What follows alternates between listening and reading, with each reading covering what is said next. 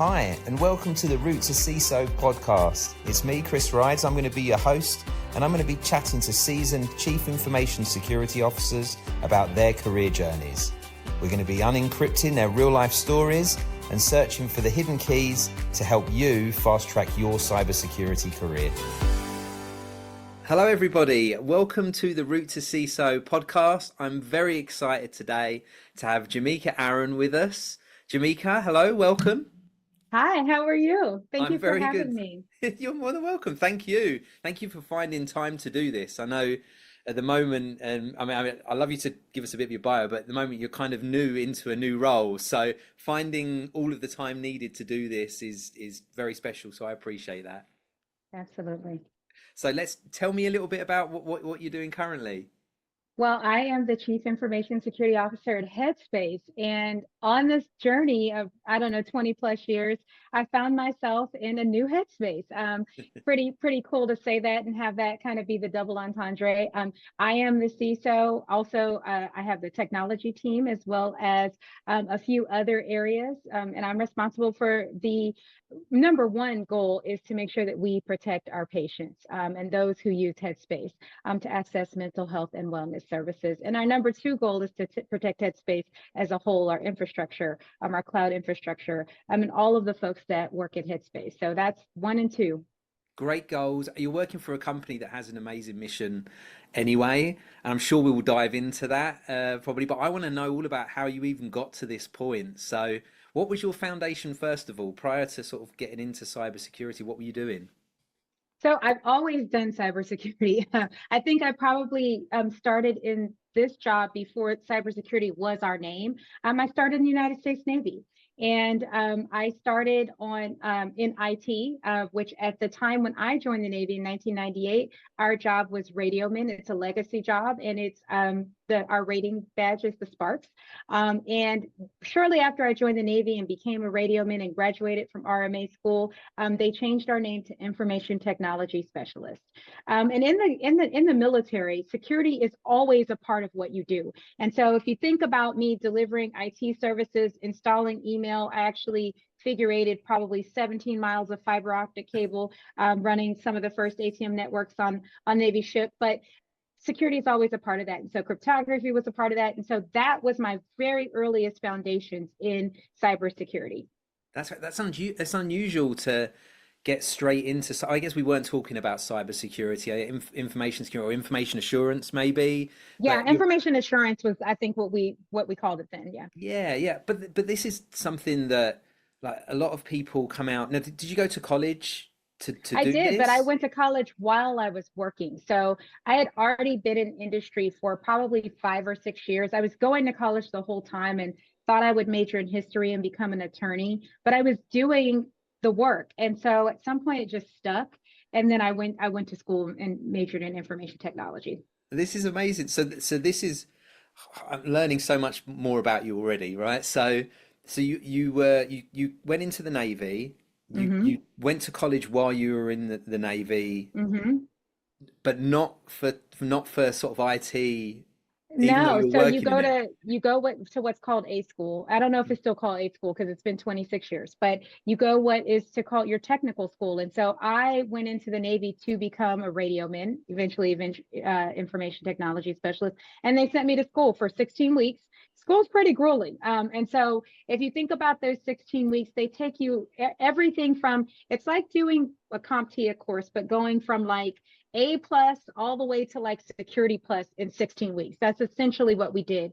But on top of having IT as a part of our job, we also had communications. So HF, UHF, EHF, and satellite communications. And so we did both. It was 8 weeks of IT and 8 weeks of communication, of naval communications. And so I am a naval communicator essentially as well. And so we did both. And what I found as I entered into my first Radio Shack, which is where we worked, that's what it was called.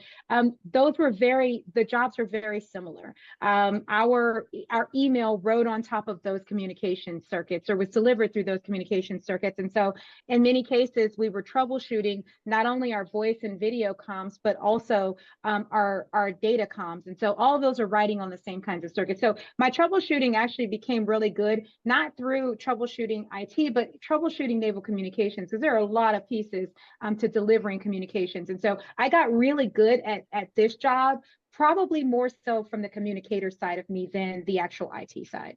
That's a fascinating background. It's Yeah. different from most people that I speak to. I don't know then whether there's a traditional route. There's definitely some commonality that I see, but I don't think there's such thing as traditional, because a lot of people I speak to are like, I didn't come through the traditional route to become a CISO. I haven't quite discovered the exact traditional route, but that's certainly I would like a say if different you are way. a service member, this is one of those traditional paths. Right. If you run into CISOs who are in the military, and especially those who are enlisted, this is a pretty traditional. Now, there are not that many of us, who have gotten this far, but I think it's a pretty traditional path for those who are veterans. If you start to talk to a bunch of veterans who are in cybersecurity, this is one of the paths that they may have taken. Well, so thank you for your service. What made you decide to go this route? So what made you decide to go into the Navy initially? So I was not, I was a smart student, but I wasn't the most fastidious student. And so there was that, but I also had no idea what I wanted to do. But I knew that I didn't want to waste time. And so not knowing what you wanted to do, but then also not wanting to waste time, that doesn't really go well together, except for if you join the military. And I am a 6th or 7th generation veteran of the United States military. And so lots of veterans in my family. So that was certainly a path that I knew that I could take. There were no women in my family who were in the Navy. And so when I thought about, well, where do you want to go? I knew, okay, you don't want to waste time, but you want to do something that's going to help you figure this out. And there were no women in the Navy. So my sister was Air Force, lots of women in the Army. And so I said, you know what, I'm going to join the Navy. And my recruiter, I'll never forget her. I don't know where she is now, but her name was Eva Ellis. She was a radioman, and she, just took a liking to me and said, you're going to have the same job that I have. And so it really wasn't planned. I also went to the recruiting office and took the ASVAB and had no idea what I was going to do still. And, I had a woman recruiter who, kind of saw a spark in me. She was a radioman, and I got the job that she got. And it really was, I think, it's like, they say, when luck meets opportunity, that was what happened to me. I was lucky, but I also had someone who was kind of looking out for me and said, I think you'd be really great at this job. Thank you, Eva. I love that. Yeah. Go, Eva. And that's the important thing. Like, I think, and at some point we'll probably talk about this, but recognizing what people have, recognizing that spark, that interest, and also, and I'm probably being biased when I say this, but if you'd have had maybe a male recruiter, they may have looked at potentially different views or viewed you for a different role. Do you think that's the case? That's certainly a possibility. I think, I never recruited, and so I don't know how the process works, but I do recognize there are certainly, and maybe not so much now, but then there's certainly more traditional roles, more traditional jobs that women tended to go into in the military. What I think is really cool is that radioman was one of those jobs that was about 50-50 when I got there. And maybe that was because of, the security clearance requirements, or I'm not really sure why, because, I was 18, I don't really know, but it was one of those jobs. The day I stepped into my radioman A school in Great Lakes, there were 50% women or more. The day I set foot on my first ship, which at that time, naval vessels weren't built for women. They were retrofitted for women. And so I stepped on board the USS Rushmore LSD 47, and there were about 600 of us. There were 95 women. And at that time, I was on an amphibious ship, which carries Marines, and I was a part of an amphibious what's called an amphibious training group. We were the only ship that had women on it. And when we went on our first deployment in 1999, there were 95 women and about 7,000 men. Wow. And so when you think about how things thinking it was for me to have a woman recruiter who happened to be a radioman, who happened to put me in this role where there was representation. It was, I think it now when I think about the foundations of my career, and I've never really put this together in this way before, so thank you for bringing this out. This was the foundation of how I got to where I am today. I probably would have told you something else, but now when I really think about it, 26 years ago, almost to the day, I left to go to Navy boot camp on July 14th, 1998. The foundational blocks were there for me to be a woman CISO. That's wonderful. I love this part of the conversation is that these things kind of come out and you do start thinking about things, and I start thinking of, you'll say stuff and I'll be thinking of things. Oh, well, I never even thought of that. You just didn't put it together. That's amazing. Yeah. So how long were you in service for? Never told the story this way before. 9 years. 9 years. So I served from 1998 to 2007. I was on the mess decks of the USS Rushmore when 9/11 happened. I was forward deployed post 9/11, and so I went to war in Operation Enduring Freedom, and then I served for about 7 more years post 9/11, 6 or 7 years, and I got out in the fall of 2007. You must have seen so much over that period of time. What are the things or stories that really stick in mind, that you think you have really made a difference to your career as you've gone forward? I think I was really fortunate in that, being in tech, but also being a naval communicator, it's such an important job that people have the ability to communicate. And being a part of what was then the Navy's digital transformation, I don't know that I would call it that then, but that's certainly what it was. When I joined the Navy, ships did not have email. And so the way we waited for mail to come from our families. And so being a part of that transformation and then eventually going to war and being able to communicate with our families and having that morale boost of having that link back home and having that encouragement.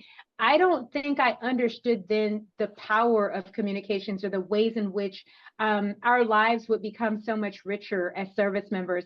That's one part of it. The other part is being on an amphibious ship. We carried Marines and their equipment. And so, it never felt like we were a service unto ourselves. The Marines were always with us.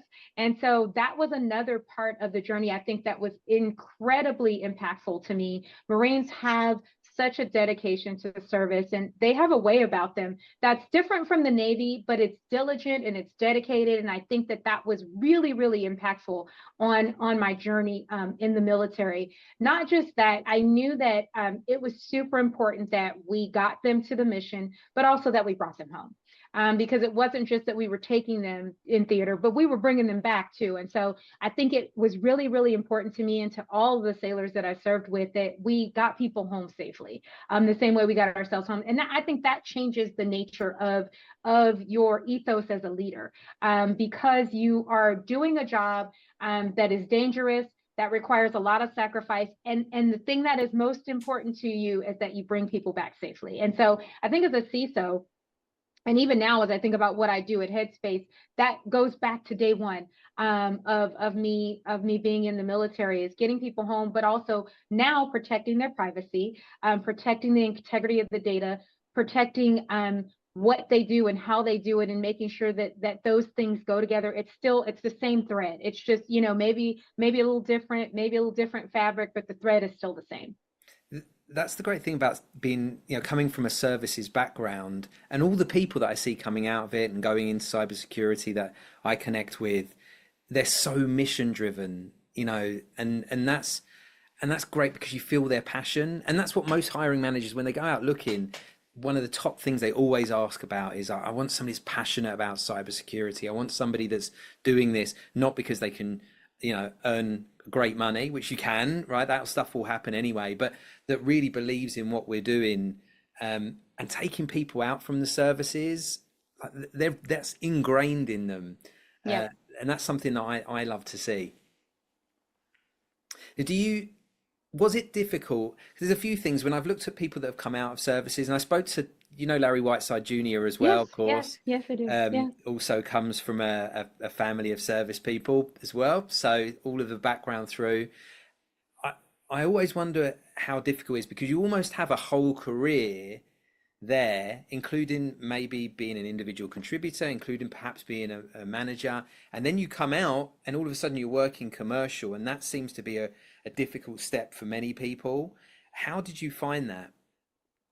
So it wasn't that hard for me, because I went to Lockheed Martin. Right. And so, again, some of it was luck, some of it was just me thinking about researching and preparing for my eventual departure. I knew that that transition could be, potentially challenging. And I said, well, what can I do to transition? And I want to be out of the military, but I want to be close. Yeah. And so going to Lockheed Martin, I went right to work on naval programs. And so, I knew the language, I knew the we have millions of acronyms. I knew the acronyms. And so there was a learning curve, but the learning curve wasn't as sharp, Yeah. because I started my initial career as an information security manager at Lockheed Martin.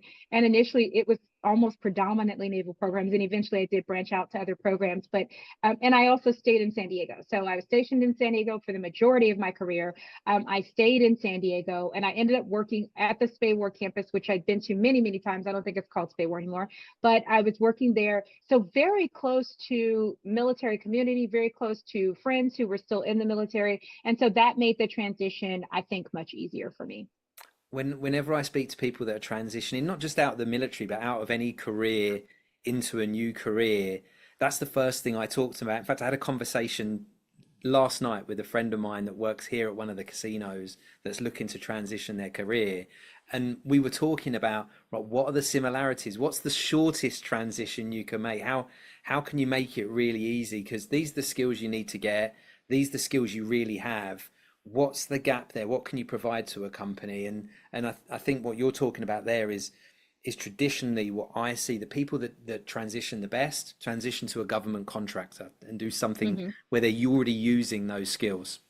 And there's lots of military people there also. So you're flanked by other veterans. And so that's the other part of it that I didn't really mention is that there are people there who are just like you, who have transitioned out of the military successfully, and they've been there 5, 10, 15, 20, 50 years.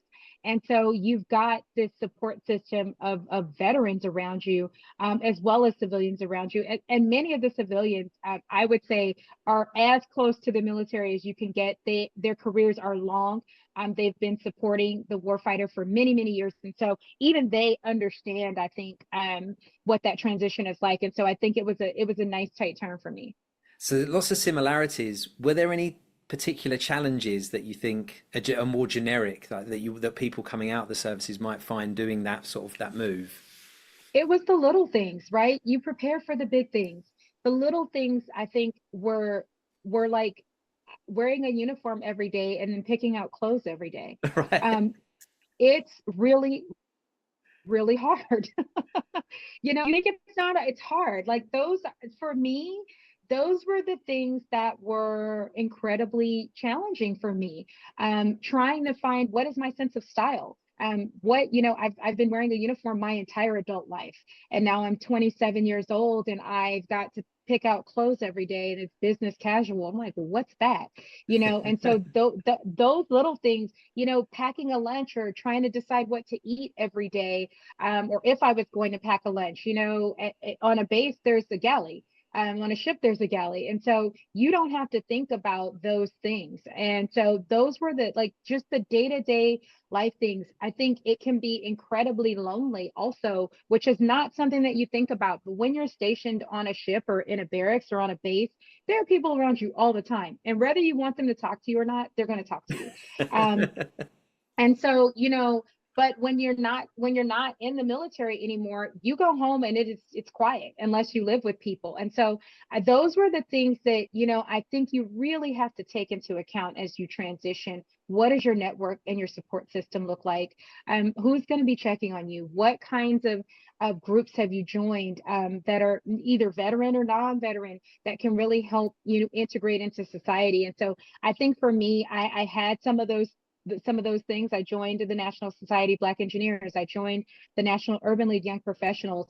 I made as I was making the transition, I also was thinking about the transition of my social life. And I think it helped tremendously. I think loneliness is a big challenge for a service member, because you spend every waking moment surrounded by people, and they're people that you come to know and to really love and adore. And then one day they're just not there.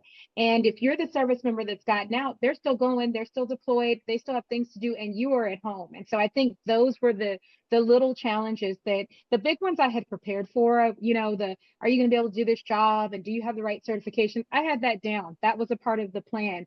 It was the human things that I really had to really think deeply about and prepare for, because those were the things that were ultimately would become a part of if I was successful or not. It's not enough to just be pragmatic. You've got to have social skills. You've got to have EQ, and you have to build that EQ as a civilian. And so for me, I think putting my efforts into those areas really, they were helpful to me.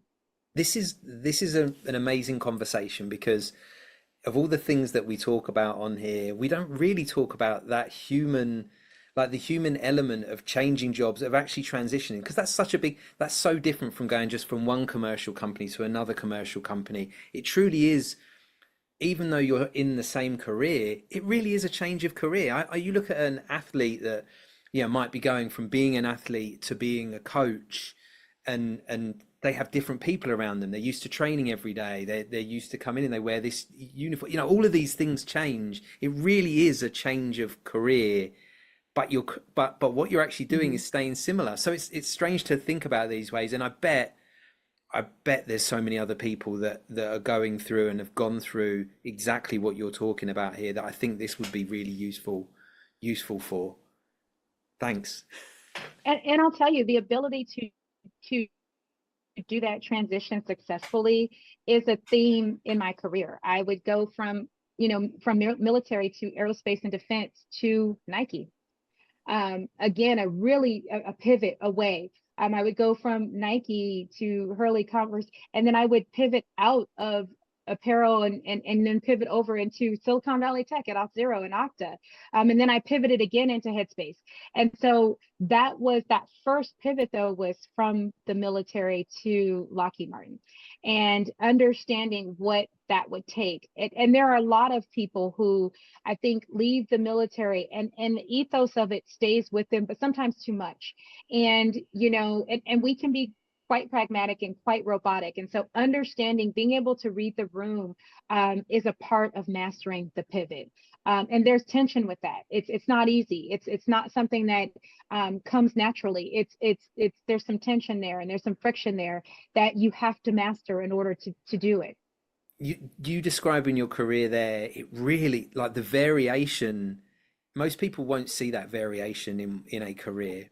Right, the variation you're talking about there, me thinking about it, if I'm having to hire for each one of those, it is so different. Even if it's the same position in each of them, the way we would go about hiring, the questions about everything would be so different. How did you find coming from sort of the contracting to Nike? That must be a big change. It was a big change, but I was ready. At that point, I was 18 years now in aerospace and defense, and I challenged myself I started to wonder what if I could make it outside. It felt very much like that 18 years felt very much like a 20-year career in the military. Although I branched out and I went and worked at Space Systems Company and had a phenomenal time working on GPS-3 and the GOES-R satellites, which are in orbit now, and on F-16 and F-35 and C-130. And that was different. Those are still military planes.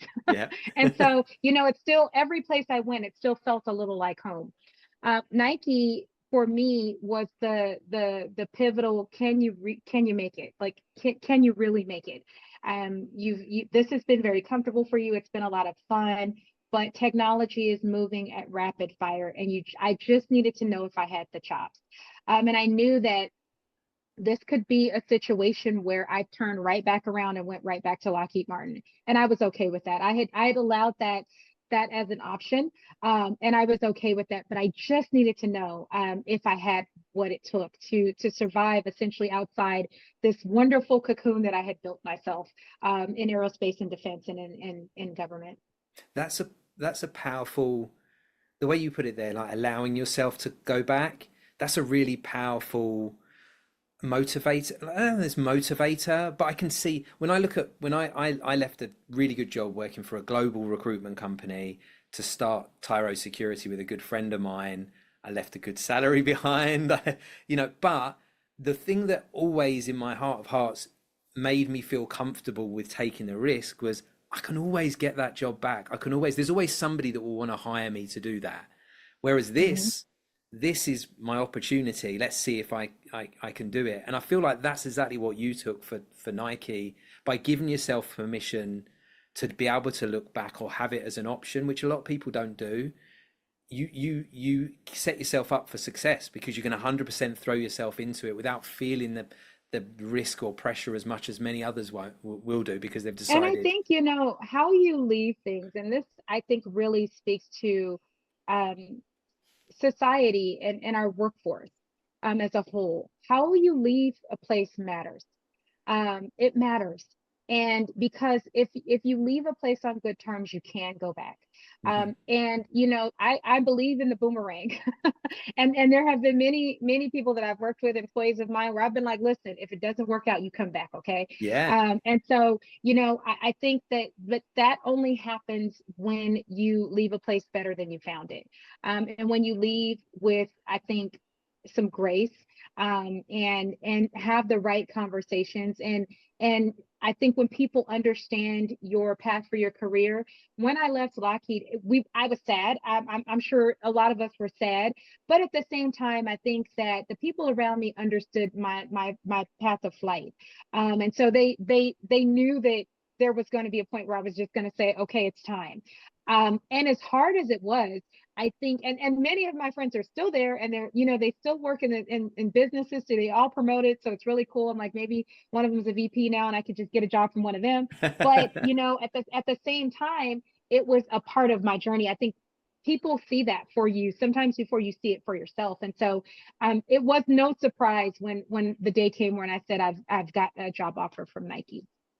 And not a true word said about leaving, like not burning bridges. Like you really do never know. Even if it might not even be going back, it might be all of a sudden somebody else you work with becomes your boss at a new place, or comes back and says, I really need to hire this person. I mean, how many CISOs go back to their old companies and hire the people they've worked with before because they already know? We all do it all the time. Yeah. This is one of those roles where trust is important, and having that trusted group of people that I know, hey, this is what this company needs, or I just need a turnaround person. I need a great engineer. I need a compliance leader I need a privacy leader who can do this work. That's when you start to pull from that Rolodex. Yeah. So where did you go after Nike? Or Nike, should I say? That's so English, by the way. It's very English of you to say Nike. It is. It is. I'm glad that you called yourself on that. It's very English. Nike, it's a Greek word. It means goddess of victory.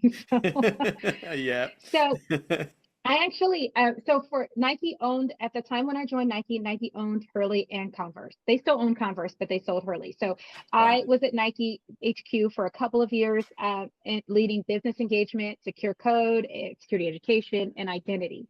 And then I came to Hurley because my dad got sick. And so I wanted to come back to California. And I came to lead the technology team at Hurley. And Hurley has 29, they may have more stores now, but they had 29 retail stores throughout the United States.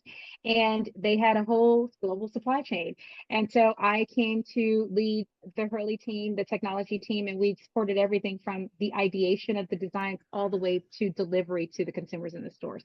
And a couple of years into my time in Hurley, Nike sold Hurley. And when Nike sold Hurley, I went and joined the company that bought Hurley, which was a group called Blue Star Alliance, which was a group of licensed partners who owned, they own a lot of stuff, Tahari, Century 21 stores, they own a lot. They're licensed partners for Champion, Fortnite, Skechers. And so I went and joined United Legwear and Apparel, and they are still family owned. And when they came to me to offer me the job, they said, everyone here says that they can't do this work without you. And I said, I can't do this work without my team. And so they hired me on the condition that they hire my entire team, which they did. And we joined, and I became the CIO of United Legwear and Apparel. Wow. One of those companies that I've never heard of, but you know all the brands. Know all the brands. And that's how licensed partners work.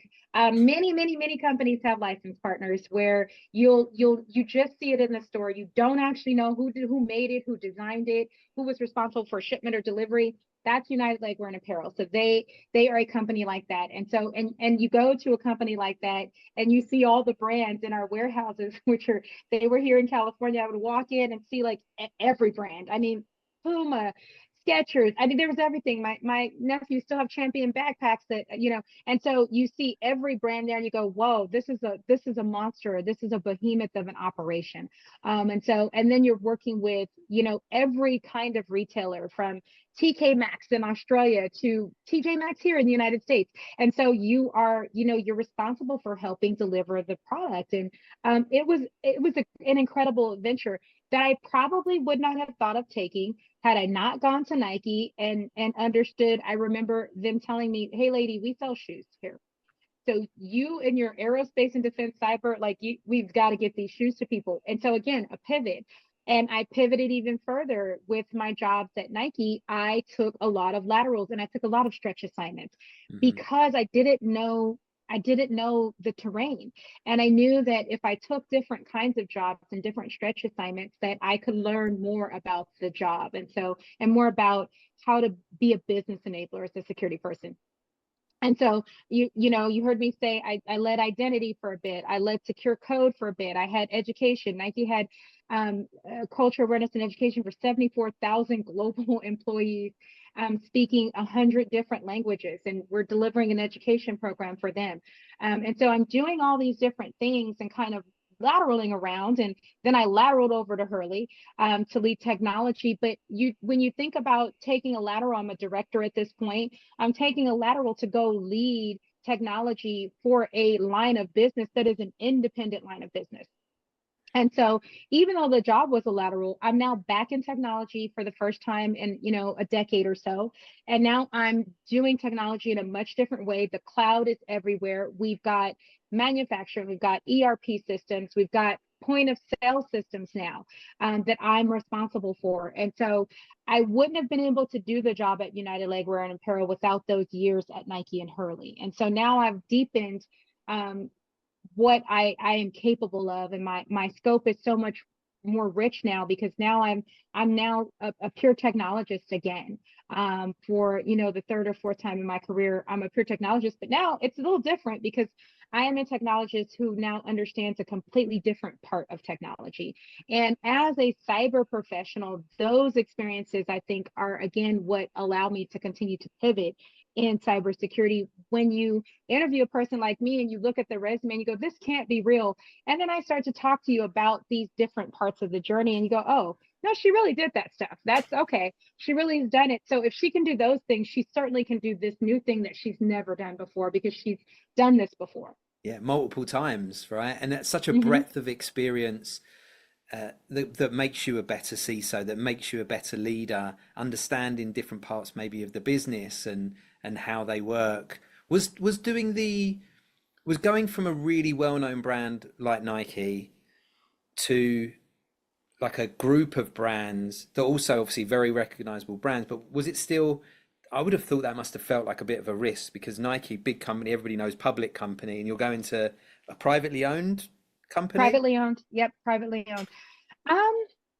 I didn't think that it was a risk. I think, one of the things that happens to us sometimes when we've worked for big brands is that we become the brand.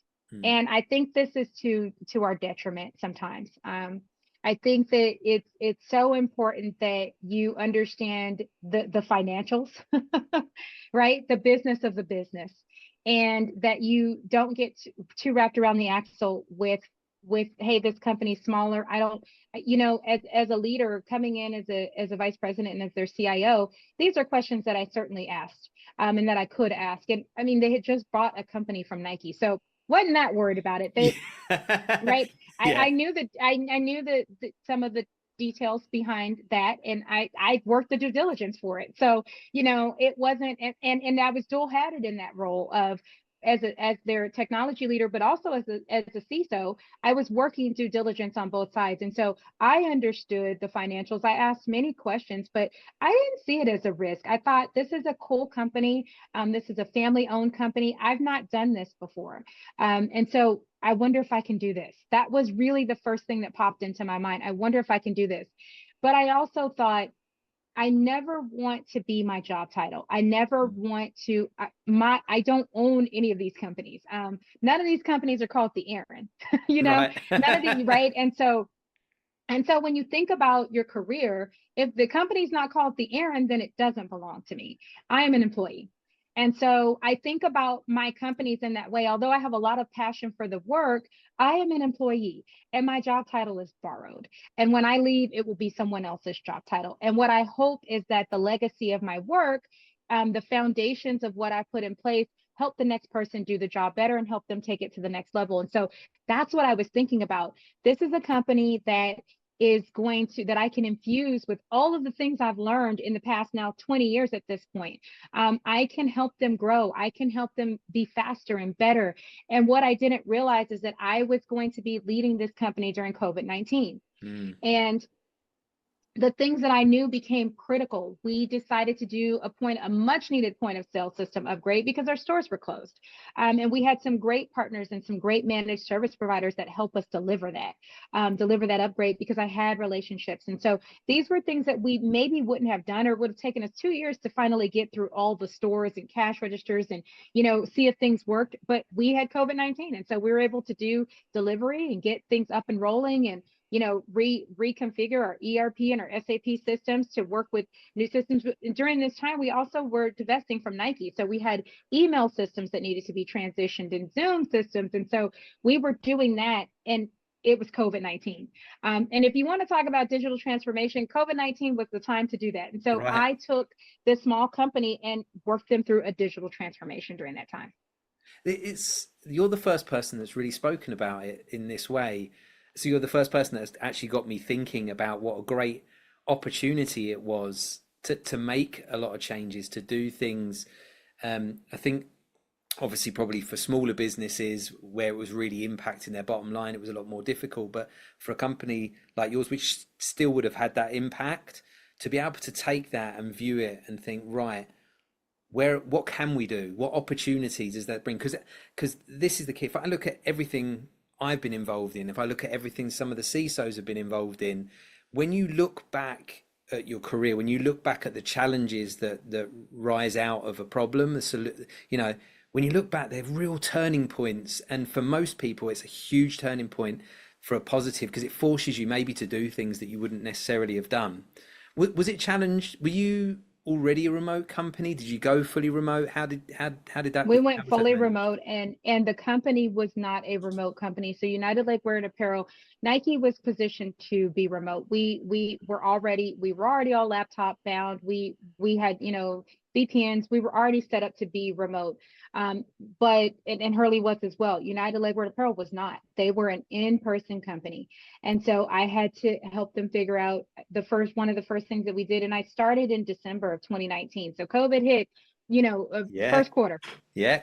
March. But again, March. I was poised for that. I was well positioned to take them remote. And so me and my small IT team, we started ordering and provisioning laptops and thin clients, because that was one of the other things that we decided to do. We decided to go the thin client route as well. And so because we had folks who were working in the warehouse, and so they needed a laptop just wasn't going to work for them. And so some of them we went with thin clients, but we started to provision those and ship those out throughout the country to take them into a remote posture. But we also had to consider security. And so now I'm building a security program for them to protect people who generally are in the office. Right. And so we're doing that. All of it's happening at the same time. Much like many other companies, we're making this transition and this posture change to send people home. That's and quickly.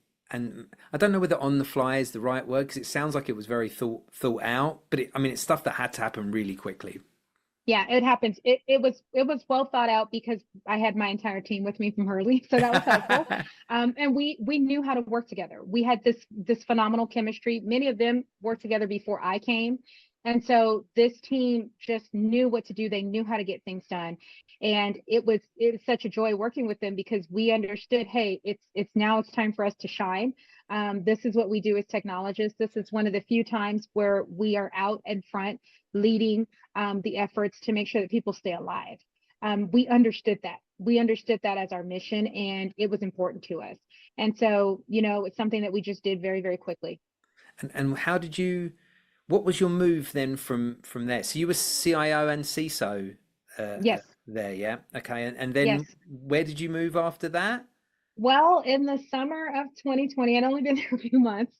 I got a phone call from a friend whom I had worked with at Nike, and she was the CISO of Auth0, and she was leaving, maybe summer, fall. She was leaving Auth0, and she said, I think that you would make a great CISO for Auth0. Now, mind you, she had left Nike and went to Auth0 years before.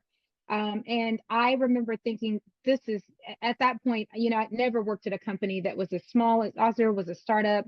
I was like, I don't know what you're doing, but good luck to you. And she'd come from the startup world. And so she'd been at Sumo Logic. And so I understood that was her path. I was like, I don't think that's my path. But now here I am 3-4 years later, getting a phone call. I think you'd make a great CISO. And I went, I don't think so. But thank you. And she said, no, I've already given them your name and your phone number. You're going to get a phone call anyway. So a phone call. And so a few weeks later, I started the interview process for Auth0. And I, again, looked at the company and said, customer identity. This is very, very different. And again, I know nothing about it, but I know about customers because I've been working at Nike and Hurley and United Lake Run Apparel. I understand the service delivery. And I was like, this is login boxes. They build login boxes. They build the security around login boxes. Okay, I think that this is something that I think that I can do. And I started the interview process, and it was months long. And I think I was interviewing at Auth0 and one other company to be a CIO. And the company was here local to me. And I thought, for sure, I'm going to probably go with that company. And it just so happened that during the interview process on Christmas Eve, my husband lost his father. It was very unexpected. And I had to pause both interview processes. And I thought, well, this is it. I've been at it for months. I probably was getting very close to the end. And I thought, this is it. Both companies actually were very, very gracious. But, and I did continue the interview process. But Auth0 had a humanity that I'd never seen before. And a care and concern that they treated me with that was it floored me. And so when the offer came, I said yes. That's the requirement for empathy in our industry is so high, and it can make such an amazing difference to things like that, right? Being an empathetic company makes people want to work there. I'm sure we're going to talk about sort of where you went from there and sort of where you are now, because I feel like that's a strong theme, that empathy, thinking about others. Yeah. So you were there as a CIO, I know before. So now I'm transitioning to be a CISO, Right. CISO of Auth0, and I accept my offer in January of 2021. And in early February 2021, Okta makes Auth0 an offer that they just cannot refuse. So before I started Auth0, they sell the company to Okta. Oh, wow. It's before you started. I thought it was before I started. Okay. And so Eugenio, who's one of the founders of Auth0, Eugenio Pace, one of my favorite leaders of all time, he has to make the dreaded phone call and tell me that they sold the company. And I think the empathy probably that they showed me, I don't know what it was. I just was down for the adventure, up for the adventure, I guess. And they told me that and now mind you, I'm thinking I'm in a small family, owned company. I'm going to a startup, and now I'm going to Okta, which is a publicly traded company. So in terms of like security, and I knew Okta, I deployed Okta at Nike. So that was the other thing. Yeah. I was very familiar with Okta, and I just said, okay. And I thought I'll be here for maybe 6 months or a year, and I will go on to something else, but this will be an incredible ride. I kind of knew that that was going to be the case.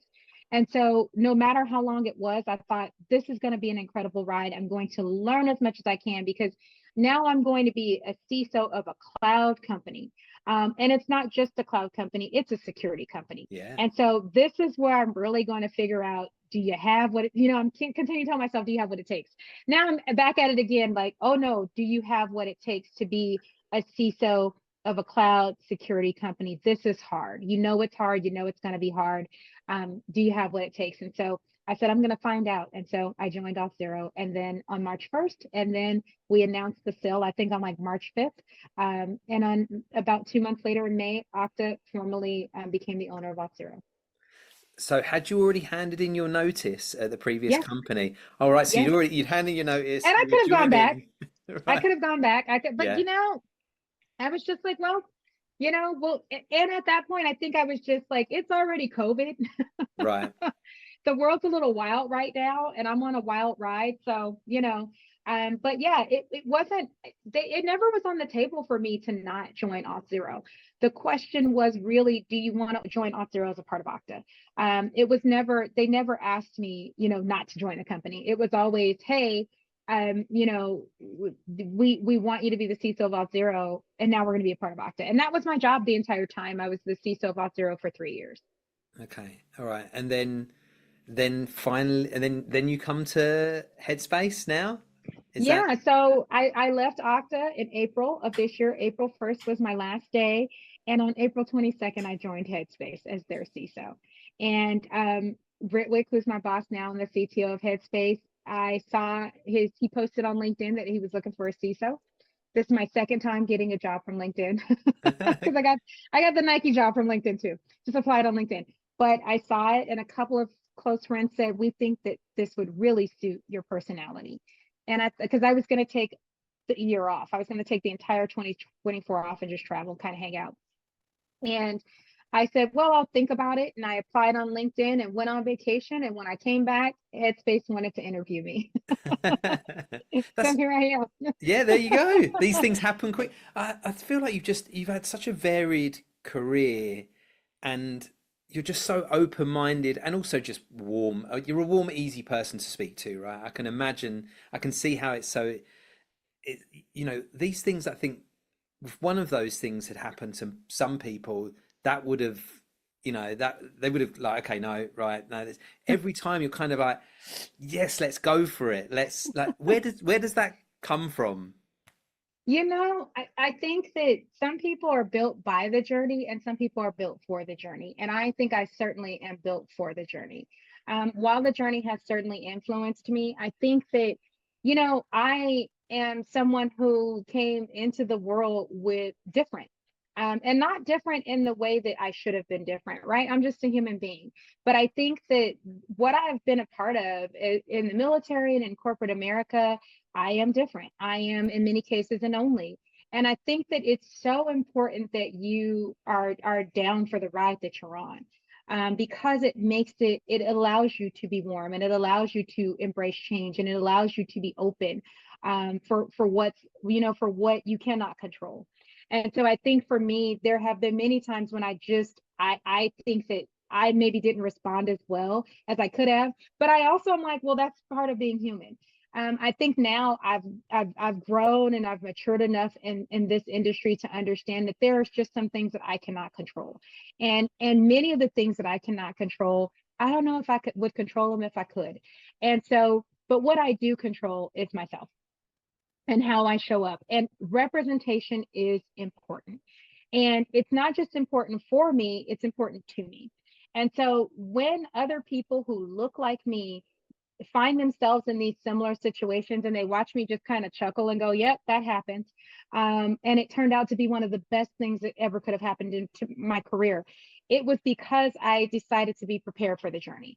And I think that that's not made up. These are the things that really happened, right? And it is up to us to decide how we respond to them.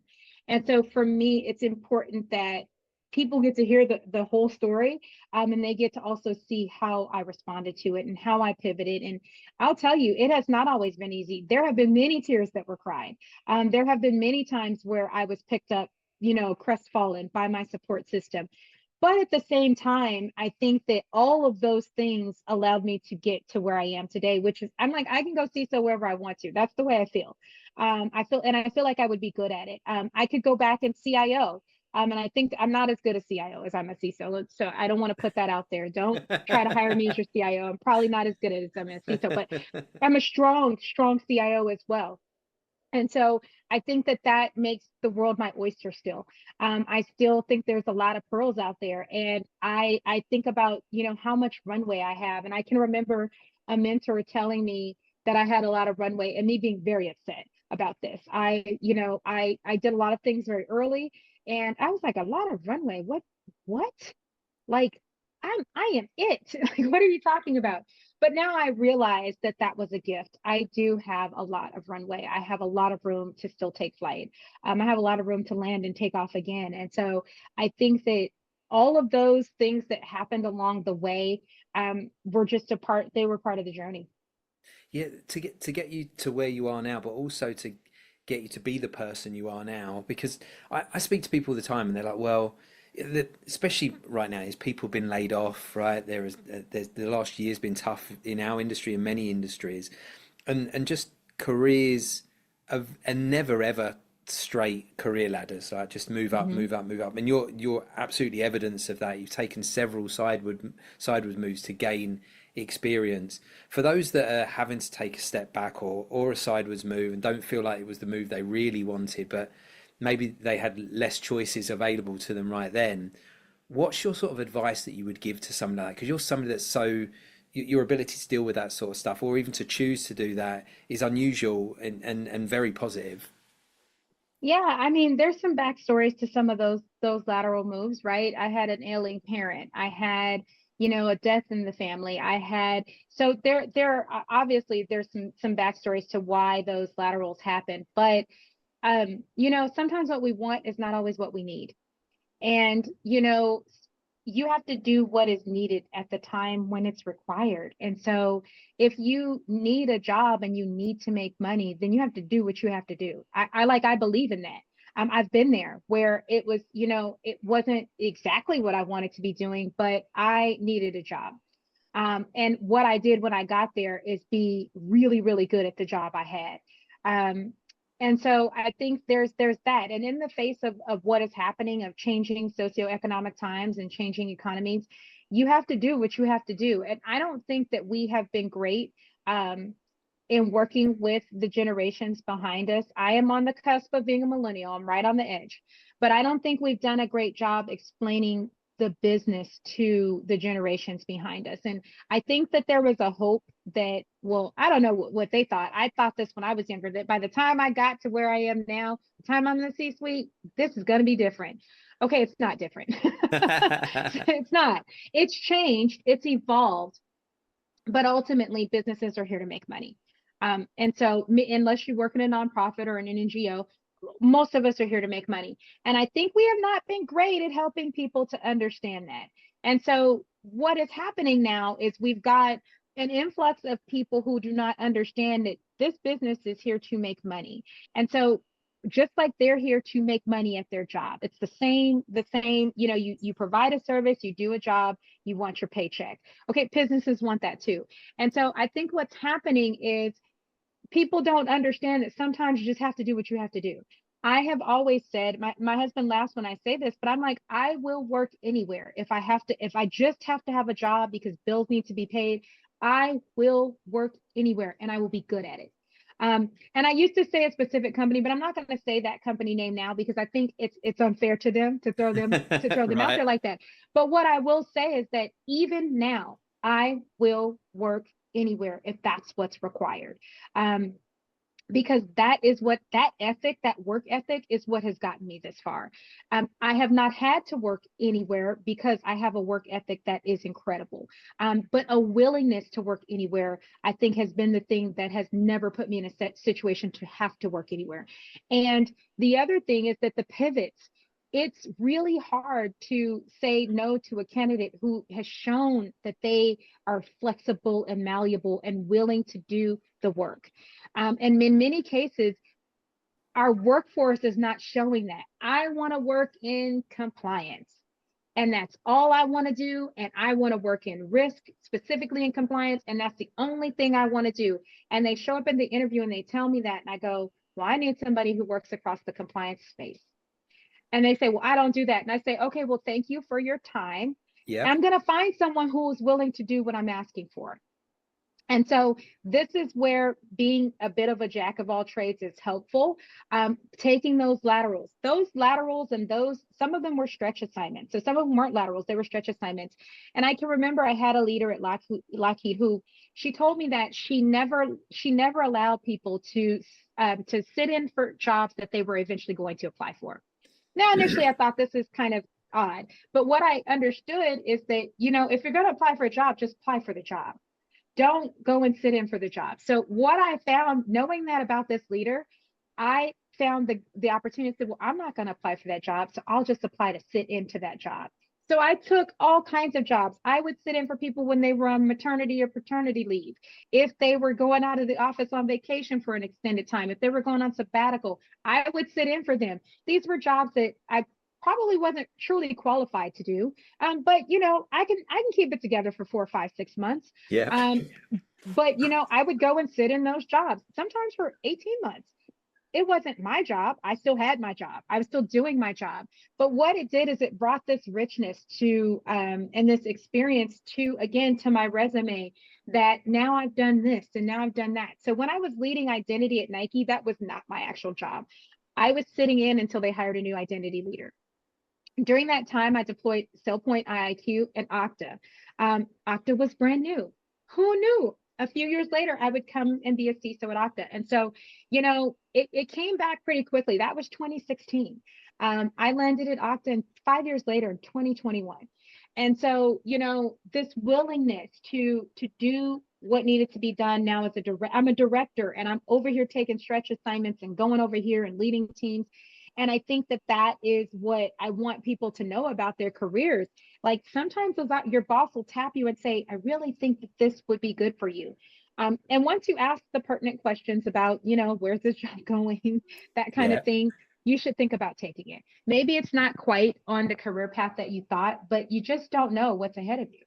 Yeah, being open-minded can lead you in so many different ways. And like I say, can give you experiences that, first of all, you may never have got, but secondly, are what things that could hold you in great stead later on when you're in other careers, in other positions. So having that wealth and breadth of experience, especially if you want to go up and do a CISO role, I would say that's one of the key things. If I look at across majority of the CISOs that I've spoken to, the ones I know, the ones I've spoken to on the podcast, the more breadth they've got, the better they seem to do at being a CISO. They seem to, I don't know, it certainly helps. And I think your open-mindedness to grab that and grasp it and take the opportunity and see the best, like ask the pertinent questions, actually is something you only kind of you mentioned it there, but that's very important. Like, don't just say yes and just say yes, make sure it's the right thing for you as well as your boss.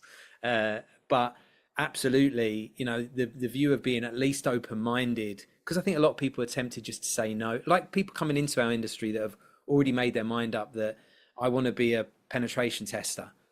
And then how, right, you'll miss all these chances of getting to that could end up putting you there, but also you've never been one, so you might actually find there's somewhere else. You have no idea, right? It's monotonous.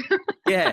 Right. And so you have no idea that there's security is so robust. There's security engineering, there's product, there's AppSec, there's DevSec, there's all of these different areas that you're going to be pen testing. But you want to get on the other side too, and really understand what's the engineering behind that. So you've been a CISO and a CIO.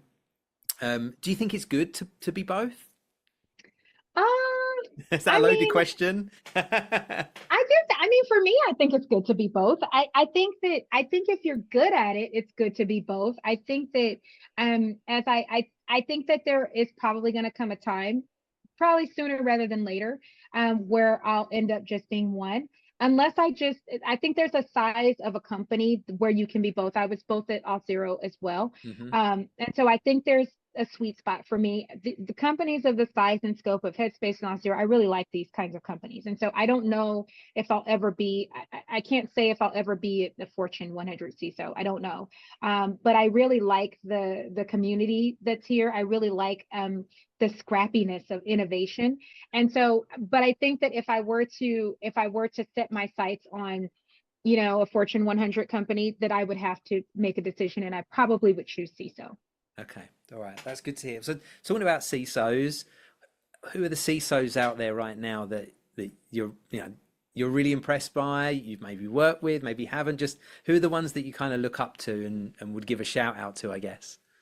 So I'll tell you, one of the best things about my job at CISOs are such an interesting group.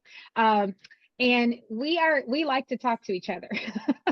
I found that is one of the joys of my career, is talking to other CISOs. And so at Auth0, because we did logins, I got to talk to a lot of CISOs about a lot of things. I think it made my journey there so rich. I will say some of the CISOs that I think are my favorites right now are, I'll say some names, but I'll say just the general group. These CISOs who are post-breach CISOs and post-incident CISOs, they've got some gravitas and they've got some grit. And my hat goes off to all of you out there who are post-breach and who are doing the work. Because in many cases, CISOs know that these things might happen, and we fight like hell to get the resources and to put programs in place to shore them up. And then they throw all this money at us after it happens. And so I would say kudos to those CISOs who are really, really like in the muck of it right now, and who are coming out of breaches and doing an incredible job with those breaches. I think I've got some CISOs who I just think are phenomenal leaders in industry, like Meredith Harper over at Synchrony Bank. She's a trailblazer for us, and Angela Williams, a trailblazer for Black women CISOs. But then, like my buddies CISOs, whom I think just lead incredible programs, Kurt John at Expedia Group.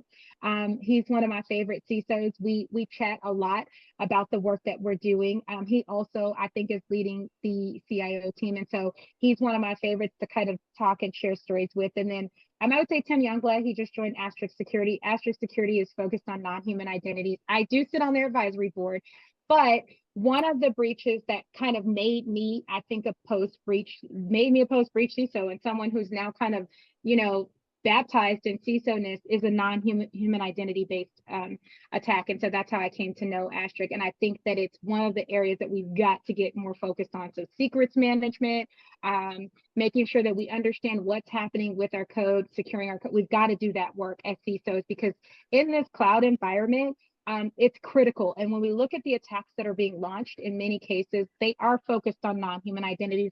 I think the attacks on our employees, still huge, but the second vector is these non-human identities. And so those are some of my favorite CISOs. Excellent. That's like a list for me as well, by the way, because I'm like, okay, there's a few more people. I might even hit you up and ask you to make some introductions. You'll get a few of those on here as well. That'd be good. So obviously thinking about those people and thinking about the attributes that you see in them, but also the attributes you see in yourself, what are the top 3 attributes that you think you really need to be a successful CISO? I think that interestingly enough, I think that you have to be creative and innovative. And I say that because in order for innovation to succeed, there has to be tension. And I think CISOs understand tension. And so I would say more than the tension is the innovation. So I think that's one of the things you need. I think you have to be a practitioner of this work. Many times I see people doing alphabet soup. They just go and get more certifications. They go and get more degrees. They are not practitioners of the work. You have to be good at something.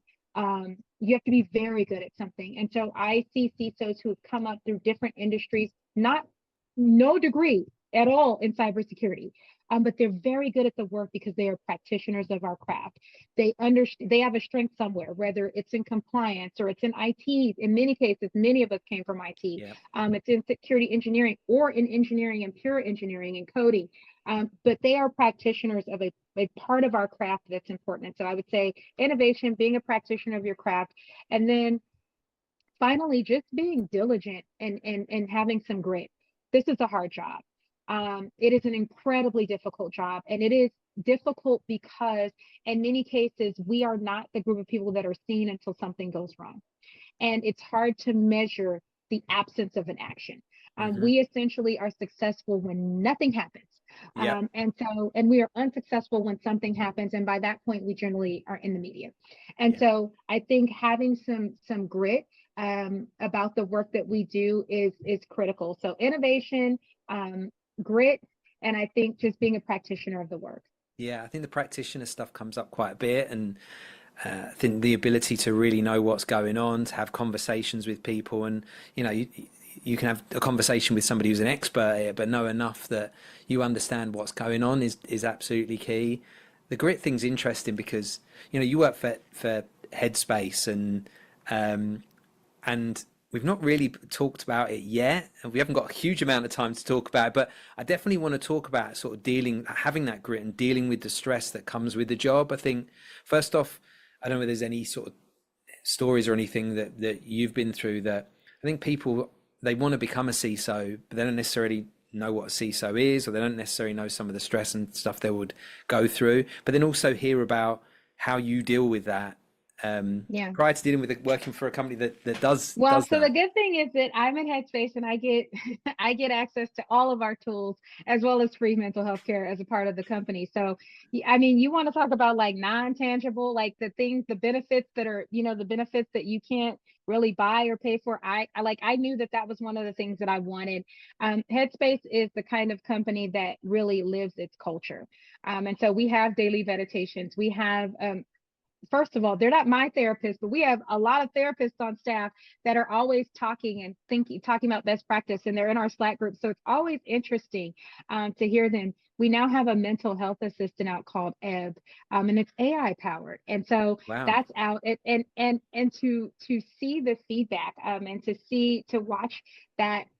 to watch Ebb interact with people and make suggestions about how to work through different challenges, what to do if you're lonely, what to do if you are feeling restless. It's really, really cool to see that in action.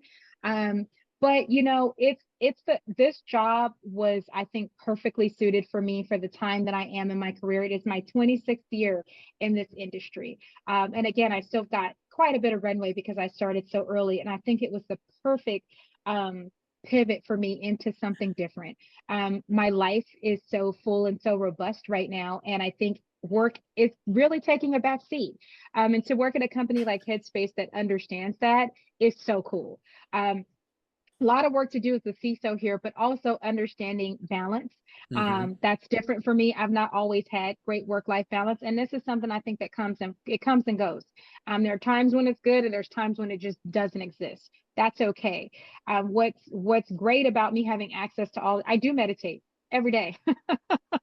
I do exercise almost every day. So these things that are returning to me probably at the perfect time in my middle-aged life.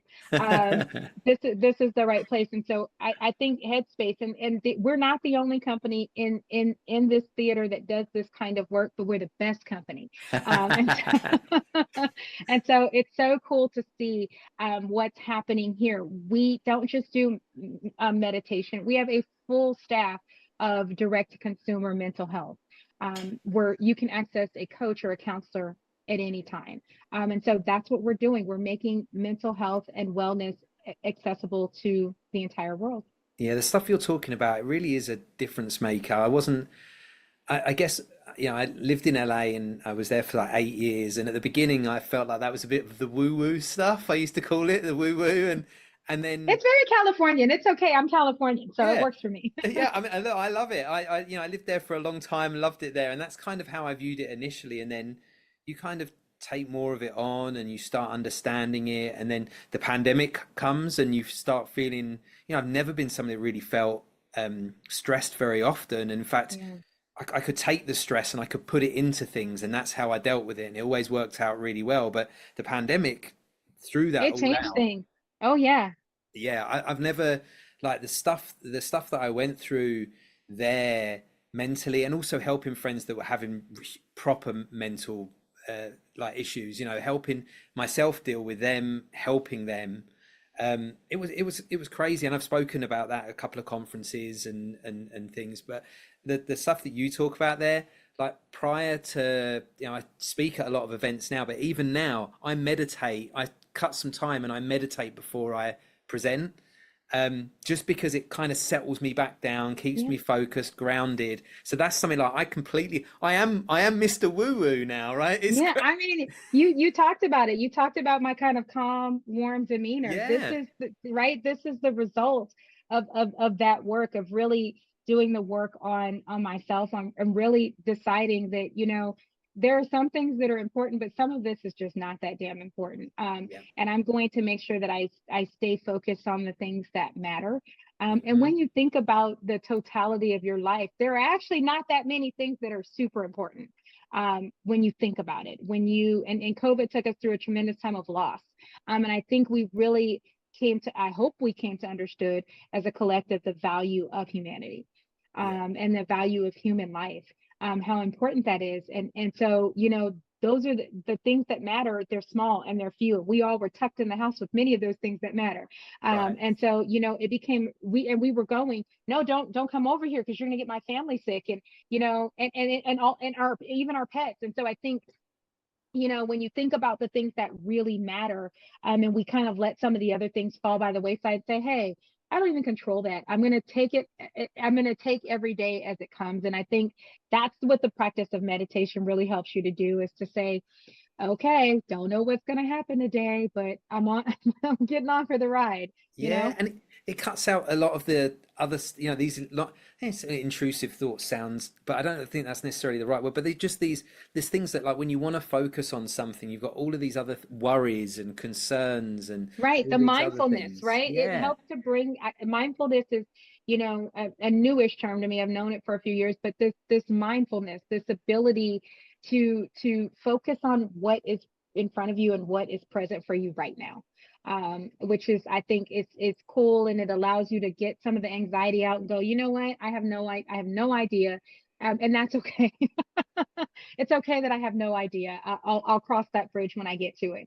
But I think that also is a function of setting yourself up to have that, to live a life where you are okay with crossing some bridges when you get to them. Yep. Yeah, I think we could do a whole podcast on dealing with stress. Maybe that's another one for a future thing. But we could talk about that. I could talk about it forever. Let's do two. We've got two final questions I'd love to ask you. So the first one would be, if you could go back to early career Jameeka and give her one piece of advice, what would that piece of advice be? Oh, don't be such an asshole.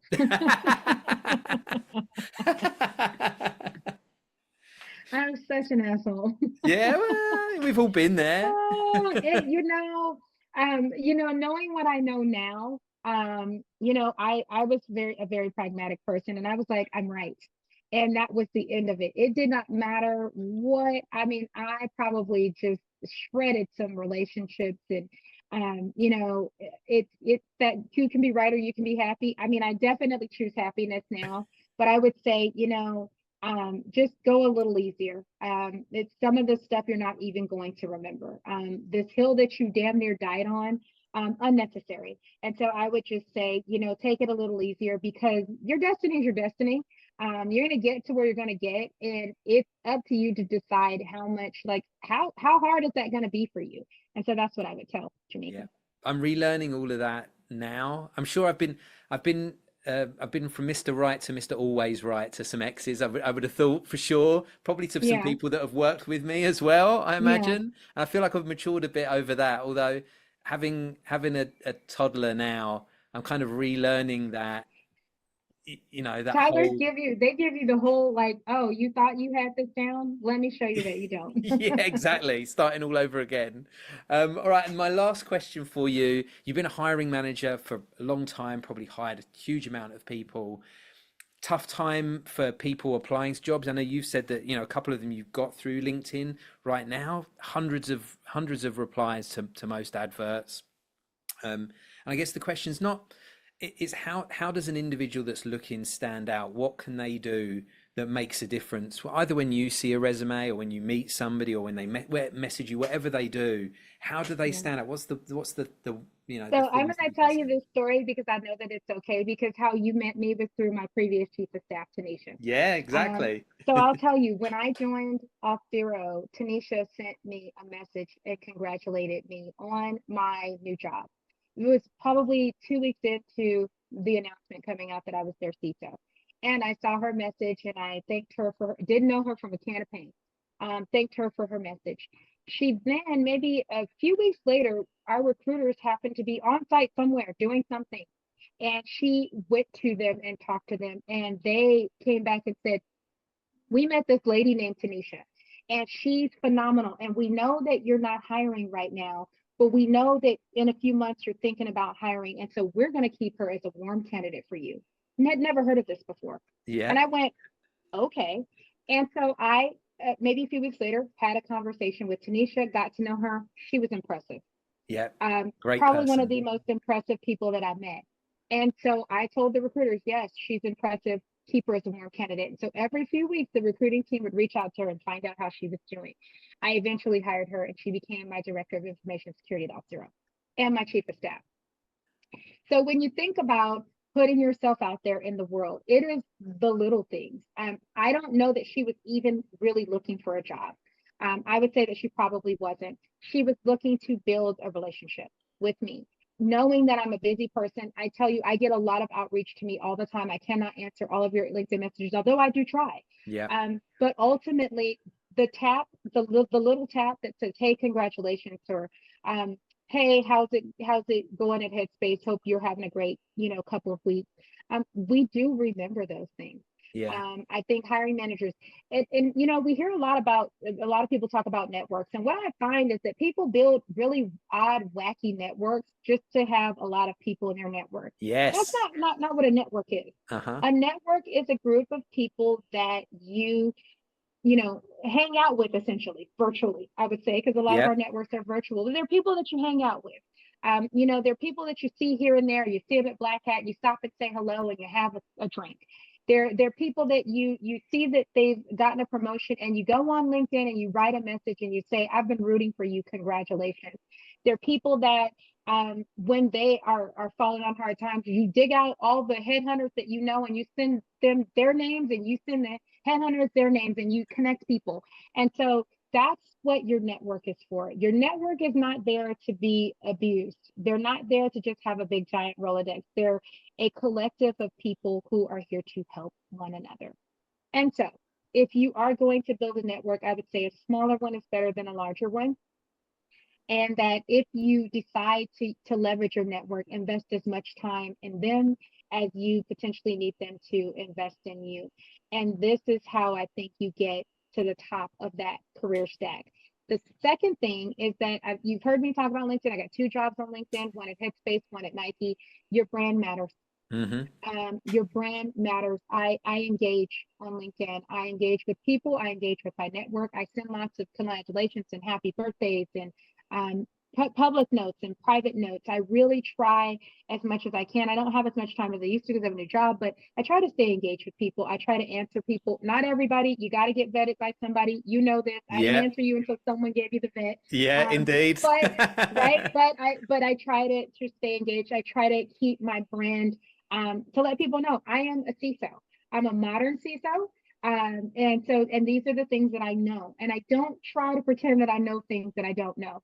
If I don't know, I just say I don't know. I don't engage in conversations where I'm not necessarily offering anything valid. Yeah. I stay in my lane. I stay in the pocket, as my husband calls it. And I know the pocket. And I think that, you know, with networks, with any network, not just LinkedIn, any social media, because we live in a digitally connected world, think about your brand and think about what are you offering to that space. When you go to a conference, what do I offer to this space? How can I connect with people? How can I be as authentic as possible? Because that is what people are looking for. They're looking for real people. Yep. Yeah, I can't agree with that more. The every single And point that that will you've raise said you there. to the top of the resume stack. You will find your way to the top of that stack. Yeah, or out the thing with the stuff you're talking about, it gets you out of the resume stack. That's It the gets you out key. of the stack, because then we just start sending your resume around and going, somebody needs to hire this person. This person's available. Who's got a job? Yep, 100%. Yes, love all of those things. Thank you so much. Thank you for, You're welcome. and I'm glad, and I'm so glad that Tisha introduced us, that got us talking, and we've had a chance to obviously have a conversation before this, but have this conversation and just get to understand your career and your drivers. Thank you so much for your time. I really appreciate it. Thank you. Thank you for listening to the Route to CISO podcast. If there's something you really want me to ask on the next episode, or if you're a CISO who wants to inspire the next generation, please reach out. I'll leave a URL to my LinkedIn profile and make sure you connect and message me there. We're always looking for feedback, so please don't forget to like, comment, and subscribe wherever you get your podcasts.